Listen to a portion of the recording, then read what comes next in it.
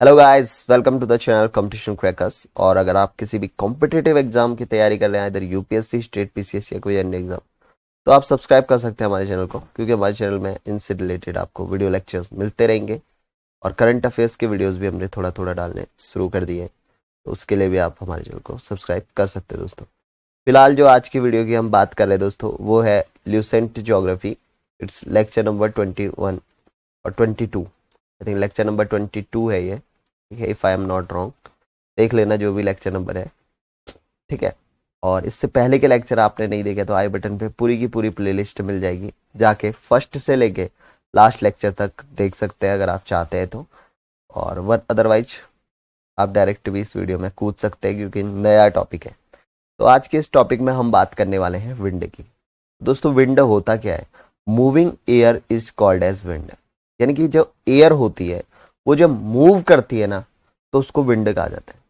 Suppose if you are in a room, ठीक है, आप किसी रूम के अंदर है और वहां पर जो एयर है, अगर पंखा नहीं चला हुआ है, कोई भी आपका ऐसा कोई सोर्स नहीं है जो कि आपको ठंडक प्रोवाइड करे, ठीक है, ठंडी हवा प्रोवाइड करे, तो क्या रहता है? स्टेगनेंट एयर रहती है, ठीक है, ठहरी हुई हवाएं रहती है। तो उसको तो हम सिर्फ क्या कहेंगे? एयर कहेंगे। बट एज सून जो ये हवाएं हैं वो मूव करना स्टार्ट कर देती हैं, चाहे किसी भी स्पीड से मूव करना स्टार्ट कर दें, थोड़ा तेज स्पीड से, तो उसको क्या कहेंगे? हम विंड कहेंगे, ठीक है। तो अब जो विंड्स होती हैं, some time winds blow gentle. कभी क्या होता है कि काफ़ी अच्छी हवा लगती है, बिल्कुल ठंडी हवा लगती है और काफ़ी अच्छा रिलैक्स फील करवाती है, जेंटल एयर जिसे हम कहते हैं। और सम टाइम ऐसी हवा आती है कि आप उसको एंजॉय करना चाहोगे तो उड़ जाओगे, स्टॉमी हवा, ठीक है। तो स्टॉमी हवा रहती है, कभी जेंटल एयर रहती है, ठीक है, जेंटल विंड रहती है, सॉरी, ठीक है।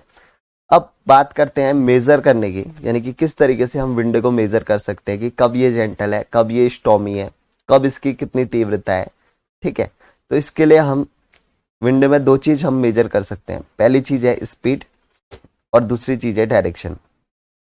अब स्पीड या वेलोसिटी हम कहें, अगर हम स्पीड के साथ डायरेक्शन को भी मेजर कर रहे हैं तो हम वेलोसिटी मेजर करेंगे। तो वेलोसिटी या स्पीड इसकी मेजर की जाती है थ्रू एनीमोमीटर।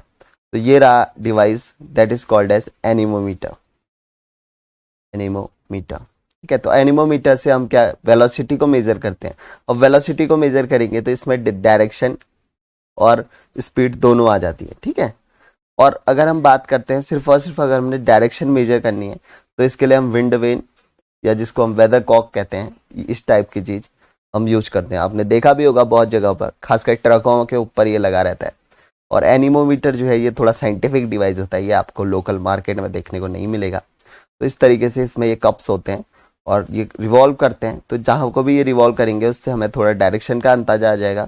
और जो इसके अंदर का ये मैकेनिक्स होता है, इसमें नीचे जनरेटर होता है, नीचे का जो मैकेनिक्स होता है वो इनके मोशन से वेलोसिटी को नोट कर लेता है, तो या स्पीड को नोट कर देता है। तो इससे हम वेलोसिटी फाइंड कर सकते हैं। ऑलराइट, तो फिर बात करते हैं हम टाइप्स ऑफ विंड की। तो देखो दोस्तों, अब विंड्स मैंने बता दिया कि कुछ विंड्स क्या होती है, जेंटल विंड्स होती है, कुछ स्टॉर्मी विंड्स होती है। अब हमारे आसपास पे विंड्स की जो है ना, डिफरेंट डिफरेंट बेल्ट बनी रहती है, ठीक है। हर जगह जो विंड होगी उसकी या तो डायरेक्शन में अंतर होगा या विंड की स्पीड में अंतर रहता है, ठीक है। तो इसके बेसिस पे जो विंड्स होती हैं वो डिफरेंट डिफरेंट टाइप की होती हैं। अब कुछ इनका टाइप्स देख लेते हैं। फर्स्ट विंड है परमानेंट विंड। परमानेंट विंड्स क्या होती हैं? They permanently flow in same direction, जो कि सालों साल, चाहे वो 2020 में हो, 21 में हो, 22, 24, 25, 2000 कितने 2099 में चले जाओ, आप 2099 में चले जाओ, वो एक ही डायरेक्शन में फ्लो करेंगे। वो हमेशा से एक ही डायरेक्शन में फ्लो करती आई है, अभी भी करती हैं और आगे भी करती रहेंगी। तो उनको क्या कहते हैं? परमानेंट विंड कहा जाता है। अब परमानेंट विंड के एग्जांपल हैं ट्रेड विंड्स और वेस्टर्लीज, ठीक है। अब ये ल्यूसेंट ज्योग्राफी की बुक से है। अगर जिनके पास जो ल्यूसेंट ज्योग्राफी की बुक है, आप लोग बुक निकाल के सामने बैठ सकते हैं और आप चीज़ों को समझ सकते हैं, क्योंकि मैंने इसको अच्छे से यहाँ पर प्रेजेंट किया है। ऐसा नहीं कि जैसा बुक में दिया था सेम वैसे नहीं, बिल्कुल आपको एक सिक्वेंशियल फॉर्म में मैंने दिया है। तो अगर आपके पास बुक है तो आप उसको भी खोल के बैठ सकते हैं, चीज़ें यहाँ पर आपकी क्लियर होती जाएगी। तो ट्रेड विंड्स और वेस्टर्लीज जो होती है, दीज आर परमानेंट विंड्स। क्यों है परमानेंट विंड्स? क्योंकि इनकी जो डायरेक्शन रहती है वो क्या रहती है? हमेशा सेम रहती है, ठीक है, एक ही डायरेक्शन की ओर मूव करती है। अब कौन सी इनकी डायरेक्शन है वो अभी हम इनको सेपरेट डिस्कस करेंगे, ट्रेड विंड और वेस्टर्लीज को, ठीक है। उसके बाद आता है दूसरी टाइप की विंड जिसको हम सीजनल विंड, क्लाइमेटिक विंड या पीरियोडिक विंड कहते हैं। अब ये क्या करती है, they changes direction with the season, यानी कि सीजन के हिसाब से ये क्या करती है, डायरेक्शन को चेंज करना शुरू कर देती है। जैसे कि अगर अब बात करते हैं मॉनसून विंड की, लैंड और सी ब्रिज आपने देखा होगा कि किस तरीके से जो ठंडी हवाएं हैं पहले समुद्र से लैंड की ओर को चलती है दिन में, और फिर रात को लैंड से सी की ओर, ठीक है, वो हवाएं चलती है। तो ये है लैंड और सी ब्रिज का कंसेप्ट है। फिर आ जाता है local wind. Local wind that blow due to local variation in pressure and temperature, यानी कि किसी एक लोकल या छोटे से एरिया में, स्मॉल एरिया में, ठीक है, स्मॉल एरिया में प्रेशर और टेम्परेचर का जो डिफरेंस हो जाता है उसके कारण जो विंड चलना शुरू करती है उनको हम लोकल विंड कहते हैं, ठीक है, क्योंकि छोटे एरिया तक रहती है वो, ठीक है। अब यहाँ पर हमने जो ये पूरा का पूरा विंड का कंसेप्ट समझा दोस्तों कि विंड जो है वो मूविंग एयर होती है, यानी कि जो ऐसी एयर जो ब्लो करे या फ्लो करे। तो जो हमेशा जो एयर होती है वो ब्लो करती है from the higher pressure area, ठीक है, हाई प्रेशर एरिया से, हाई प्रेशर एरिया से हमेशा लो प्रेशर एरिया की तरफ, ठीक है। ये चीज आप बिल्कुल याद रखना, मतलब ऐसा एरिया जहां का प्रेशर हाई है तो वहां से ब्लो करेगी ऐसे एरिया की तरफ जहां का प्रेशर क्या है लो है। तो यही रहता है विंड का मेन चीज। तो फिर आप देख लेते हैं परमानेंट विंड का जो टाइप है, ट्रेड विंड। तो दोस्तों आप में से कुछ लोग पूछ रहे थे कि अभी वीडियोस क्यों नहीं आई, तो थोड़ा तबीयत अभी ठीक नहीं चल रही थी, इसके चलते वीडियोस नहीं आई थी, ठीक है। और थोड़ा कंटेंट भी जुटाने में थोड़ा टाइम लगता है, ठीक है, कोई भी गड़बड़ नहीं होनी चाहिए, कंटेंट एकदम ऑथेंटिक होना चाहिए, तो इसके चलते थोड़ा जो है टाइम लग जाता है इसको ढूंढने वगैरह में। तो अब बीच में तबीयत काफ़ी ज़्यादा ख़राब थी तो इसके चलते नहीं बन पाया, टाइम लग गया कंटेंट ढूंढने में, डालने में, ठीक है, तो इसके चलते, ठीक है। अब बात कर लेते हैं दोस्तों हम ट्रेड विंड्स की। अब ट्रेड विंड्स क्या थी आप यहाँ पर देख लो, यहाँ पर हमने डिस्कस किया था परमानेंट विंड, यानी कि जो सेम डायरेक्शन में चले हमेशा। तो इसका पहला एग्जांपल था ट्रेड विंड, वेस्टर्लीज। उसके बाद पोलर विंड्स, पोलर विंड्स इसमें यहाँ पर छूट गया है, लेकिन अगर आप नोट्स बनाते हैं इससे तो आप लिख लेना, पोलर विंड्स भी हैं इसका थर्ड टाइप, ठीक है। तो ये है सबसे पहले ट्रेड विंड। अब ट्रेड विंड्स क्या होती है, ये ऐसी विंड होती है जो सब ट्रॉपिकल हाई बेल्ट से इक्वेटोरियल लो प्रेशर बेल्ट, ठीक है, यहाँ पर हाई प्रेशर भी होना चाहिए, थोड़ा गड़बड़ हो गई है, ठीक है, ये प्रेशर छूट गया यहाँ पर, हाई प्रेशर बेल्ट होगा, ठीक है। तो आप अगर नोट्स बनाने तो लिख लेना। तो सब ट्रॉपिकल हाई प्रेशर बेल्ट यानी कि 30 डिग्री नॉर्थ और साउथ दोनों में से इक्वेटोरियल लो प्रेशर बेल्ट यानी कि 0 डिग्री। अब तो ये हो गया दोस्तों, ये हो गया इक्वेटर आपका, ठीक है, और ये हो गया हमारा 30 डिग्री, ये हो गया हमारा 30 डिग्री नॉर्थ। और ऐसे ही नीचे जाएंगे तो आपको देखने को मिल जाएगा सेम इधर पर ये वाली लाइन 30 डिग्री साउथ। लेकिन अब जो हम यहाँ पर क्या बात कर रहे हैं, सब ट्रॉपिकल हाई प्रेशर बेल्ट की। अब जो बेल्ट रहती है दोस्तों वो ऐसा नहीं कि सिर्फ 30 डिग्री में रहेगी, वो आप मान सकते हैं कि 30 से 35 डिग्री तक ये चीज हो सकती है, ठीक है। सिमिलर फिनोमेना 35 डिग्री तक ऑब्जर्व किया जा सकता है। यहाँ पर 0 है तो 5 डिग्री नीचे, साउथ में 5 डिग्री तक, और ऊपर नॉर्थ में भी 5 डिग्री तक, ठीक है, ये एक बेल्ट हो जाएगी। और ऊपर यहाँ पर भी 35 डिग्री तक, ठीक है। ये बेल्ट, हम यहाँ पर बेल्ट की बात कर रहे हैं, लैटिट्यूड की बात नहीं कर रहे हैं, बेल्ट की बात कर रहे हैं। तो लगभग इतना 5 डिग्री का डिफरेंस या 5 डिग्री की जो बेल्ट है वो हो सकती है, ठीक है। तो अब यहाँ पर देखो, अब इनके बीच में यानी कि 0 डिग्री इक्वेटर से 30 डिग्री, ठीक है, साउथ, और 30-35 डिग्री साउथ या 30-35 डिग्री नॉर्थ तक में के बीच, ठीक है, ये जो फ्लो करती है वो करती है ट्रेड विंड। अब मैंने क्या बताया था, किधर मूव करेगी, यहां पर आपको मैंने बताया था विंड हमेशा हाई प्रेशर से लो प्रेशर की ओर जाएगी। तो दोस्तों इसमें क्या रहता है, लो प्रेशर एरिया रहता है इक्वेटर में।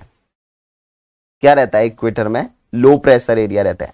अब आपके दिमाग में आएगा आखिर इक्वेटर में लो प्रेशर एरिया क्यों रहता है, और जो 30 डिग्री नॉर्थ है दोस्तों, ये 30 डिग्री वाला जो ऊपर का रीजन नॉर्थ का या साउथ का जो 30 डिग्री वाला रीजन है, यहाँ पर जो प्रेशर रहता है वो रहता है क्या, वहाँ यहाँ पर प्रेशर रहता है हाई। अब ऐसा क्यों कि आखिर जो सब ट्रॉपिकल जोन है, ठीक है, सब ट्रॉपिकल जोन है ये 30 डिग्री वाला, इसमें जो प्रेशर है वो हाई क्यों है और इक्वेटर में प्रेशर लो क्यों है। ठीक है, तो दोस्तों मैं बता दूं, इक्वेटर जो है वो रीजन हमेशा जो है वो सन के डायरेक्ट कांटेक्ट में रहता है। हमने पूरा इसके बारे में पढ़ा है अच्छी तरीके से। ठीक है, जिनको नहीं पता है वो जाके लैटिट्यूड लॉन्गिट्यूड वाला देख लो आराम से, इक्वेटर वाली चीजें।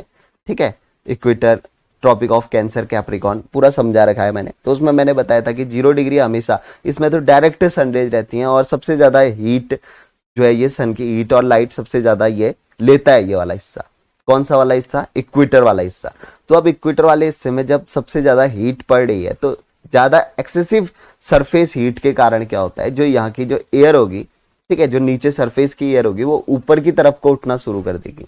ठीक है, ऊपर की तरफ को उठना शुरू कर देगी तो नीचे जो हो जाएगा, यानी कि सरफेस वाले रीजन पे जो प्रेशर है वो अपने आप ही क्या हो जाएगा, लो हो जाएगा।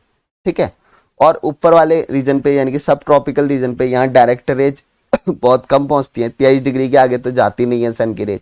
तो यहाँ पर कोल्डर टेम्परेचर रहता है एज कम्पेयर टू इक्वेटर,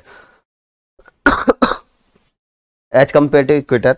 ठीक है, तो यहाँ पर हाई प्रेशर रहता है। ठीक है, तो अब एयर तो हाई से लो की ओर चलेगी, तो यहाँ पर दोस्तों जो डायरेक्शन होती है विंड की वो इस तरीके की रहती है। ये वाला रीजन आप सिर्फ देखो, ठीक है, 30 डिग्री नॉर्थ ये, इससे 30 डिग्री साउथ ये, इनके बीच जो ये हवाएं दिख रही है रेड कलर के एरो से, ये जो हवाएं हैं इनको कहा जाता है ट्रेड विंड्स। ठीक है, आई होप अब चीजें आपको समझ में आ गई होगी कि ट्रेड विंड्स जो है वो चल रही है फ्रॉम हाई प्रेशर एरिया। ठीक है, जो ये हॉर्स लैटिट्यूड लिखा है यानी कि 30 डिग्री हॉर्स लैटिट्यूड इसको कहते हैं। तो ये हाई प्रेशर बेल्ट होती है और ये इक्वेटर वाली लो प्रेशर बेल्ट होती है। तो यहाँ से low pressure belt equatorial belt की ओर ये चलते हैं और आप इनकी डायरेक्शन देख सकते हैं ये इस तरीके से। ठीक है, अब इनकी डायरेक्शन किधर की ओर है दोस्तों, इनकी डायरेक्शन है वेस्ट की ओर। ठीक है, निकल कहां से रही है, ईस्ट से वेस्ट की ओर ये जा रही है। ठीक है, अब इनका मोशन ईस्ट से वेस्ट की ओर ही क्यों होता है, ये भी एक क्वेश्चन बन सकता है कि आखिर ये ईस्ट से वेस्ट की ओर ही क्यों जा रही है। तो इसका जो मेन कारण होता है दोस्तों वो होता है कि अर्थ का रोटेशन। अब जब अर्थ जो रोटेट करती है वो कहां से कहां की ओर करती है, वेस्ट से ईस्ट की ओर करती है। तो इसी के अपोजिट, ठीक है, फ्लो करती है ए विंड। ठीक है, जो ये परमानेंट या ट्रेड विंड्स होती है वो अर्थ के रोटेशन के अपोजिट मूव करती है। तो अर्थ का रोटेशन होना ही जो है वो कॉज है बिहाइंड द ये वाली डायरेक्शन, यानी कि opposite direction of trade wind. Opposite direction में ये ईस्ट टू वेस्ट फ्लो करेंगी। ठीक है, तो आप देख सकते हैं ईस्ट से वेस्ट, ईस्ट से निकल ली है और वेस्ट की ओर को ये जाती हुई नजर आ रही है। यहां भी सेम चीज हो रही है, नॉर्थ और साउथ दोनों हेमिस्फीयर में सेम चीज देखने को मिल रही है। ठीक है, ये ऊपर वाला हो गया नॉर्थ हेमिस्फीयर जिसको नहीं पता, नीचे वाला हो गया साउथर्न हेमिस्फीयर। तो ये देखो ऊपर की तरफ को जाती हुई आपको दिख रही होगी, यहाँ पर वेस्ट की ओर को जाती हुई, यहाँ पर भी ईस्ट से वेस्ट की ओर को जाती हुई दिख रही। तो यही फिनोमेना है पूरा का पूरा ट्रेड विंड का। ठीक है, अब नॉर्थ हेमिस्फीयर में यहाँ पर हमने देख लिया, ये डायरेक्शन इसकी देख लिया। अब आ जाएगा name trade from experience of trader. अब इसको हम ट्रेड विंड क्यों कहते हैं दोस्तों, ये ट्रेड विंड कहा जाता है बिकॉज ऑफ ट्रेडर्स। ट्रेडर्स की ये विंड जो है वो बहुत हेल्प करती थी पुराने टाइम पे, जब इतने अच्छे जो कॉम्पास हमारे पास नहीं हुआ करते थे। तो उस टाइम पे क्या करते थे लोग, इन विंड की सहायता से जो है डायरेक्शन का पता कर लेते थे। अब कैसे पता कर लेते थे, क्योंकि ये जो ट्रेड विंड्स हैं वो ईस्ट से हमेशा वेस्ट की ओर जा रही हैं। तो अगर आपको किसी ऐसे कॉन्टिनेंट में जाना है, अगर वेस्टर्न कंट्रीज से आप निकल रहे हैं और आपको ईस्टर्न कंट्रीज की ओर जाना है, तो आपको एयर की अपोजिट डायरेक्शन में जाना पड़ेगा। एयर क्योंकि यहाँ को फ्लो कर रही है और आप इधर को जा रहे हैं तो एयर की अपोजिट डायरेक्शन में है। तो अगर आप चलते जा रहे हैं जहाज में और आपको पता है कि आपकी जहाज का डायरेक्शन एयर की डायरेक्शन के अपोजिट होना चाहिए, तो आप समझ जाइए कि आप ईस्ट की तरफ को जा रहे हैं। और अगर आपको ईस्ट से किसी ईस्टर्न कंट्री से वेस्टर्न कंट्री की ओर जाना है, तो आप जहां को एयर बहती जा रही है वहीं को अपनी जहाज को मोड़ दीजिए, उसी डायरेक्शन में, एयर की डायरेक्शन में अपना जहाज लेके जाइए, आप वेस्टर्न कंट्री पहुंच जाएंगे। तो इस तरीके से मदद करती थी ये टाइप की विंड्स जो है ट्रेडर्स की पहले के टाइम पे। अब तो काफी अच्छे अच्छे डिवाइसेस हैं, ठीक है, तो इसलिए इनको ट्रेड विंड्स कहा जाता था, ठीक है। अब बात कर लेते हैं दूसरी टाइप की विंड की जो कि है वेस्टर्लीज। और वेस्टर्लीज क्या होती हैं? वेस्टर्लीज ब्लोज फ्रॉम सब ट्रॉपिकल हाई प्रेशर बेल्ट यानी कि 30 डिग्री टू 65 डिग्री। अब अभी हमने देख लिया 0 से 30 डिग्री तक, तो हमने देख लिया कि ट्रेड विंड्स आती हैं।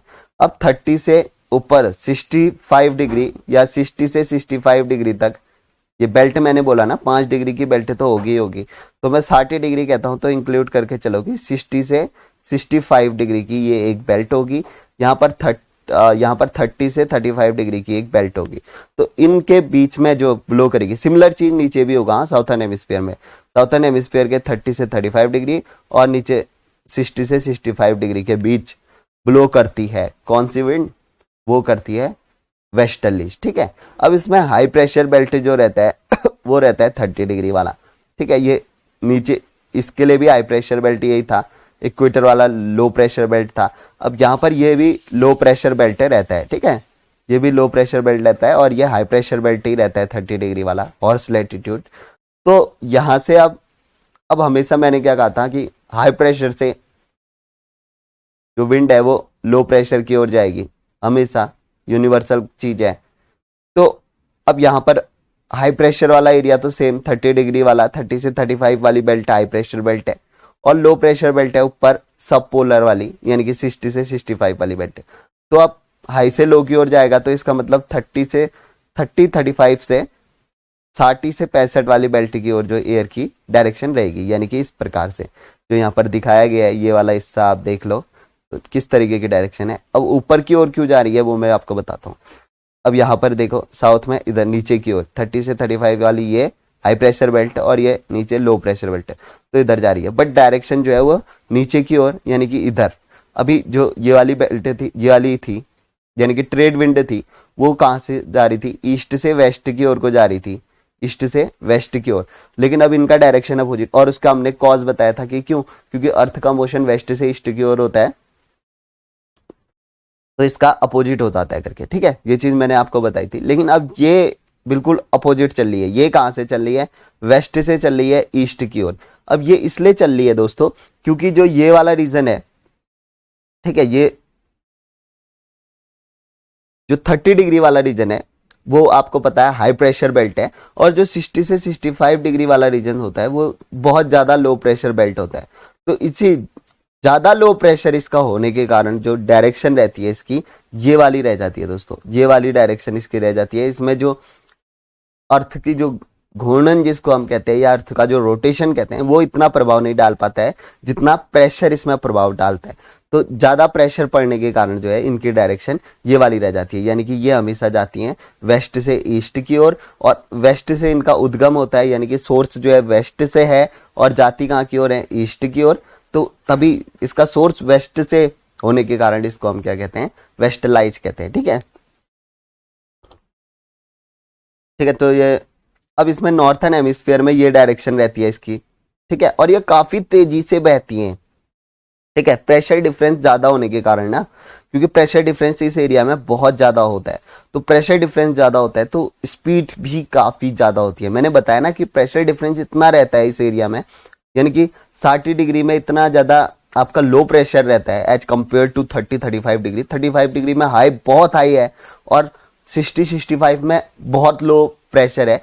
तो कि जो रोटेशन के कारण जो प्रभाव पड़ना चाहिए, यानी कि कोरियलिस इफेक्ट जिसको हम कहते हैं, ठीक है, कोरियलिस इफेक्ट भी यहाँ पर उतना वो वर्क नहीं कर पाता है, और ये प्रेशर के चलते इनकी जो स्पीड होती है विंड की वो प्रेशर डिफरेंस के चलते बहुत ज्यादा स्पीड होती है विंड की, ठीक है। अब सेम चीज अगर हम नीचे देखें, नीचे साउथ में भी यही चीज होती है। साउथ में जो इनकी अब डायरेक्शन जो है यहाँ पर तो अभी इस तरीके से दिखाई गई है वेस्ट से ईस्ट की हो जाती हुई, लेकिन साउथर्न हेमिस्फीयर में कोई भी विंड हो सब, क्योंकि यहाँ पर देखो आपने देखा होगा कि नॉर्थर्न जो हेमिस्फीयर है वहां पर काफी ज्यादा कॉन्टिनेंट्स हैं, लैंड मास काफी ज्यादा है, लेकिन साउथर्न हेमिस्फीयर में लैंड मास बहुत ही कम है। और जैसे 30 डिग्री के आप नीचे जाना शुरू करते हैं तो आपको लैंड मास ना के बराबर दिखना शुरू हो जाएगा। तो आप कह सकते हैं क्योंकि लैंड मास की बहुत ज्यादा यहाँ कमी है तो एयर कहीं भी, विंड कहीं भी स्ट्राइक नहीं करेगी, ठीक है, विंड कहीं भी टकरा नहीं पाएगी, तो विंड की डायरेक्शन बहुत ही ज्यादा तेज होती है और कोई एक फिक्स डायरेक्शन में मूव नहीं करती है, ठीक है, क्योंकि यहां पर लिखा है मैंने southern hemisphere no fix direction because speed is very high and no land mass is there, क्योंकि वहां पर कोई लैंड मास नहीं होता है। फिर the wind becomes so strong, wind बहुत ही ज्यादा स्ट्रांग हो जाती है इस वाले हिस्से में, और it is also called roaring 40s, brave wind या फ्यूरियस 50s भी इसको कहते हैं, ठीक है। अब ये नाम है इसको क्योंकि बहुत तेज विंड रहती है, तो ये सारे नाम इसके उच्चारण के लिए या इसको बड़ा चढ़ा के दिखाने के लिए हैं, ठीक है। तो इनकी कोई फिक्स डायरेक्शन नहीं रहती है, ठीक है, ये किसी भी डायरेक्शन की ओर मूव करना शुरू कर देती है।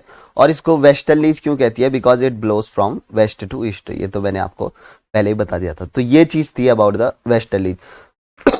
अब इसमें एक टाइप बच गया हमारा पोलर विंड्स, वो भी देख लेते हैं, फिर लास्ट करते हैं इसको। पोलर विंड्स क्या होती हैं? पोलर विंड्स होती हैं वो जो पोलर हाई प्रेशर बेल्ट, यानी कि 90 से आप कह सकते हैं 85 से 90 वाली बेल्ट है, ठीक है। ये अब कोई 90 से 95 मत कह देना, 90 डिग्री लास्ट रहता है, ठीक है। तो 85 से 90 डिग्री के बीच, और यहाँ पर ये 60 से 65 डिग्री वाली बेल्ट के बीच, 60 से 65 डिग्री वाली बेल्ट के बीच। अब इसमें हमने देख लिया था ये वाली बेल्ट क्या थी, लो प्रेशर थी, और 90 डिग्री वाली बेल्ट जो होगी वो हाई प्रेशर बेल्ट होगी। हाई प्रेशर बेल्ट क्यों होगी?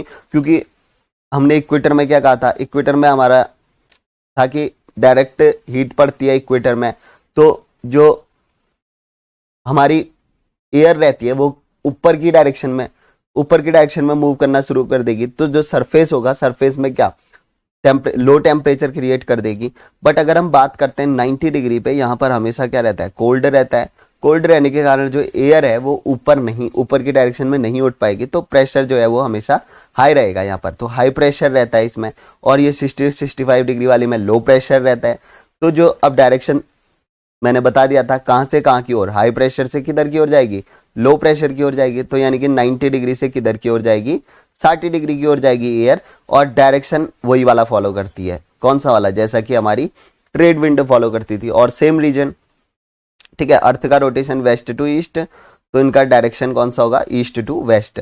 अब यहाँ पर ज्यादा प्रेशर डिफरेंस क्रिएट होने की वजह से ये वाली डायरेक्शन थी, अदरवाइज जो कॉरियलिस इफेक्ट चलता है उसके चलते ये अर्थ के रोटेशन के अपोजिट ही मूव करती है, ठीक है। अर्थ का रोटेशन वेस्ट टू ईस्ट, इनका रोटेशन ईस्ट टू वेस्ट, मतलब इनकी जो डायरेक्शन वो ईस्ट से वेस्ट की ओर जाती है, ठीक है। तो blows from east to west हो गया।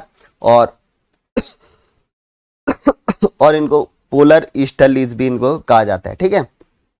अब देखो ये ठंडी जगह की एयर है, कोल्ड जगह की, तो एक्सट्रीमली कोल्ड रहती है एयर, और जो एयर में नमी बिल्कुल भी नहीं रहती है। मैंने पूरा का पूरा ह्यूमिडिटी का कंसेप्ट समझाया था। ह्यूमिडिटी मीन्स क्या होता है, presence of water vapour in the air, ठीक है। ह्यूमिडिटी होती है वाटर वेपर होना, किसमें, एयर में। अब एयर में वेपर आएगा किससे, इवेपोरेशन से।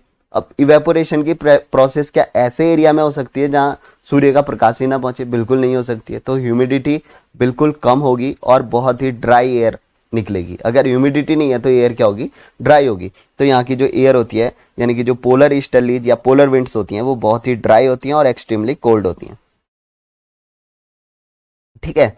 तो ये सारा हमने देख लिया। सिमिलर चीज साउथर्न हेमिस्फीयर में भी चलेगा, 90 से 95, 60 से 65, सेम चीज, सेम फिनोमेना चलता है। बस साउथर्न हेमिस्फीयर में जो विंड ब्लो करती है या विंड जो बहती है, साउथर्न हेमिस्फीयर में विंड चलती है, वो मोर स्ट्रोंगर होती हैं एज कंपेयर टू नॉर्थ। क्यों? इसका कारण क्योंकि नॉर्थन में आप देख सकते हैं बहुत सारे लैंड मास आपको यहाँ पर दिख रहे हैं, और बहुत हाई एल्टीट्यूड के माउंटेन्स भी है नॉर्थ में।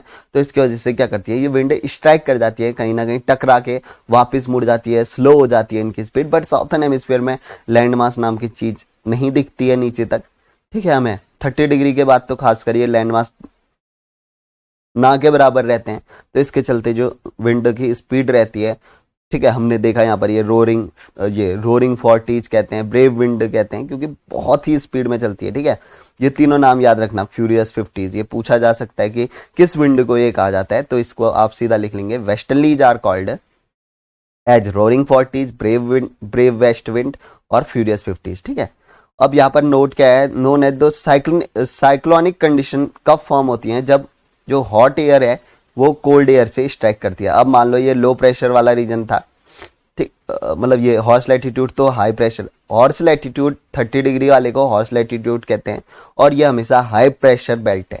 और इसके अलावा जो 90 डिग्री वाली बेल्ट है वो भी हाई प्रेशर बेल्ट है।